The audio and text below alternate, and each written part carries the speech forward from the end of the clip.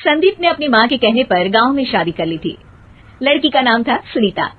माँ का कहना था एकदम मॉडर्न बहू नहीं होनी चाहिए, लेकिन उन्हें नहीं पता था कि गांव से आने वाली बहू सुंदर सुशील तो होगी और उसको गांव से बाहर भी निकाल लाएंगे, लेकिन उसके अंदर का गांव कैसे बाहर निकलेगा।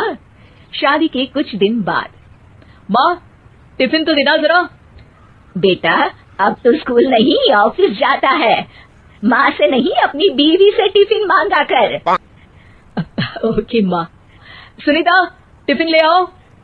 1 किलो टिफिन, इसके अंदर पिस्ता डाल दिया है। पिस्ता? पिस्ता क्यों? सास जी ने बोला था ना कि आपको पिस्ता बहुत पसंद है। ओहो, मैंने पिस्ता नहीं पास्ता बोला था, पास्ता। पास्ता? कहीं होता है पास्ता? अरे बेटी तू रहने दे, मैं बना दूंगी। अच्छा किया कि पाव भाजी बनाने का नहीं बोला, वरना किसी के पाव बना देती है। सुनीता को बुरा लगता है, लेकिन उसकी नादान हरकतें कम नहीं होती। ऐसे ही एक दिन, अरे तुमने ये क्या लगाया है? अरे आप वो फूस फूस करके लगाते हैं ना, वही। दियो? का दियो? किसको दियो? अरे वही ना जिससे खुशबू आती है। हाँ हाँ सही पकड़े हैं। अच्छा लेकर तो आना। कौन सा डियो लगाया तुमने? अभी लेकर आते हैं जी। संदीप की बात मानकर सुनीता अंदर से खुशबू वाला फुसफुस लेकर आती है। OMG! OMG मतलब ओ माय गणेश ना। अरे OMG छोड़ो, और ये खुशबू वाला फुसफुस की बात कर रही थी तुम? हाँ इसी की, फिर से सही पकड़े हैं। अरे देवी, लेकिन आप सही नहीं पकड़े हैं, ये डियो नहीं है। डियो नहीं है तो क्या लियो है? अरे ये रूम फ्रेशनर है, जिसको कमरे में छिड़कते हैं, खुद पर नहीं। कोई बात नहीं, माँ कहती थी आत्मा किराएदार है, शरीर एक किराए का कर्म। हम शरीर पे ये डाल लिए तो क्या फर्क पड़ जाएगा। अरे बहू, ओ बहू, मेरे लिए फल तो ले आ, फिर मैं बाजार जाऊंगी। सुनीता अपनी सास के लिए फल लेकर आती है। अरे बेटा, पपीता, तरबूज और सेब फल ऐसे कैसे खा लूं? काट कर तो ले आ। माँ जी, मेरे गांव में तो खेत से उठा के सीधा खा लेते हैं। अरे ये तेरा गांव नहीं है ना। अरे संदीप, तू ही कुछ समझा देना इसको बेटा। मैं कैसे समझाऊं माँ, ये तो माइक्रोवेव को भी भट्टी बोलती है।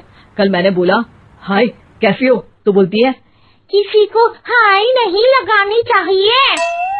अरे सुनीता, तेरा क्या होगा?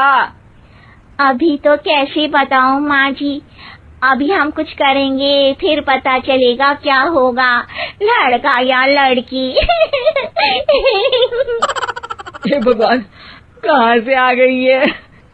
रामपुर से जी, आप ही तो लेकर आए थे मुझे।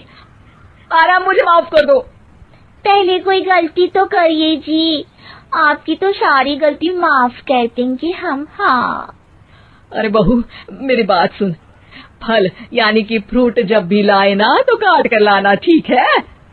जी ठीक है माँ जी, फल यानी फ्रूट यानी काट के लाऊंगी। सुनीता रोज ही कोई ऐसी हरकत कर देती जिसकी वजह से उसे घर में 2 बातें सुननी पड़ती। एक दिन, माँ मेरे बॉस घर पर आने वाले हैं शाम को, उनका बर्थडे है, फैमिली साथ नहीं रहती उनके, तो यही पार्टी कर लेंगे। उनको अच्छा लगा तो शायद मेरा प्रमोशन भी हो जाएगा। मैं ना फ्रूट केक लाकर फ्रिज में रख दूंगी और तेरे साथ आज खाना मैं बनाऊंगी, ताकि जब साहब आए तो खाने में कोई गड़बड़ ना हो। शाम को जब सारी तैयारियां हो जाती है, संदीप के साथ बड़े साहब भी घर आते हैं। आप फ्रूट केक तो ले आना बहू, फिर खाना खाएंगे। और इस सब की क्या जरूरत थी, आपने बुलाया वही काफी है। सर, आपका परिवार शहर में नहीं है तो हम ही आपके परिवार जैसे हैं सर।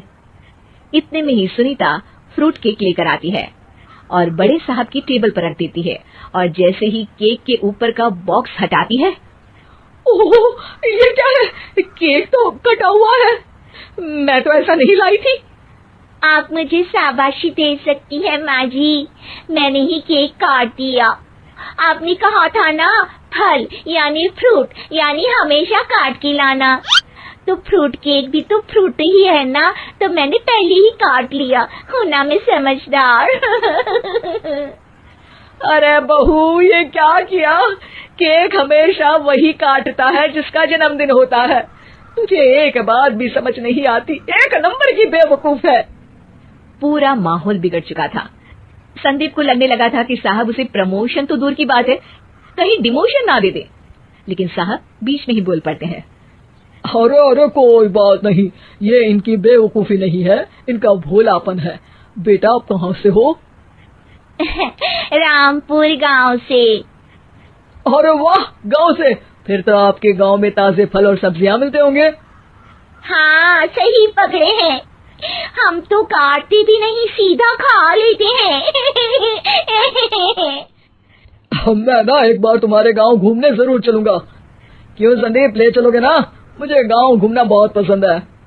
बस फिर क्या था, संदीप और सास दोनों खुश हो गए, क्योंकि साहब को सुनीता ने गांव की बात करके खुश कर दिया था। अब संदीप का प्रमोशन पक्का था। शिक्षा, कभी भी किसी भी गलती पर घबराना नहीं चाहिए। हो सकता है कि उस गलती की वजह से आगे बड़ा फायदा हो जाए।